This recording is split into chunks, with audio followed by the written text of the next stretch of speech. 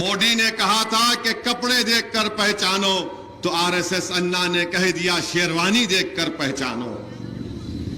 मेरे अजीज दोस्तों और बुजुर्गों, मोदी ने कपड़ों की मिसाल बताकर कहा कि इनसे खतरा है, तो आरएसएस अन्ना भी शेरवानी को दिखाकर कह रहे हैं कि इनसे खतरा है, और कहते हैं कि मजलिस रजाकारों से इनका ताल्लुक है। अरे आरएसएस अन्ना, तुम सियासत में चेपिद्दी का शेरवा हो, तुम तारीख को नहीं जानते। अरे तुम तेलंगाना में दोर्रलू की सियासत कर रहे हो, रेड्डी गारू, दोर्रलू तो तुम हो। अरे मजलिस का ताल्लुक कोई रजाकारों से ना था ना कभी है, तुम हमारी तारीख को नहीं जानते। अरे अगर तुम कह रहे हो कि मजलिस का ताल्लुक उनसे है, तो इंदिरा गांधी दारुसलाम में क्यों आई थी? शिवशंकर साहब के इलेक्शन में इंदिरा गांधी क्यों आई थी? अगर तुम कपड़ों को निशाना बना रहे हो, तो मालूम हुआ कि तुम नफरत करते हो शेरवानी टोपी पहनने वालों से।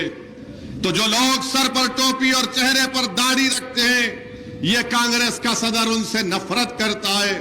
और मुझे यकीन है कि तेलंगाना के असेंबली के इंतखाबात में जिसके सर पर टोपी दाढ़ी होगी, जो कुर्ता पैजामा और शेरवानी पहनता है, वो इस आरएसएस अन्ना को बता देगा कि जो हमारे कपड़ों पर हमला करता है वो यकीनन आरएसएस है, वो संघी है, वो नफरत करता है और हिंदुत्व के एजेंडे को लेकर आगे बढ़ रहा है।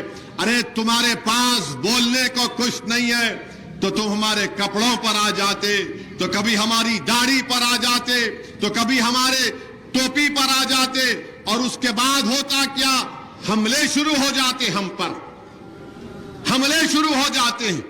तो इसको बोलते हैं अंग्रेजी में डॉग विजिल पॉलिटिक्स, यानी कुत्ते की सीटी की सियासत इसको कहते हैं, तर्जुमा अगर करो तो।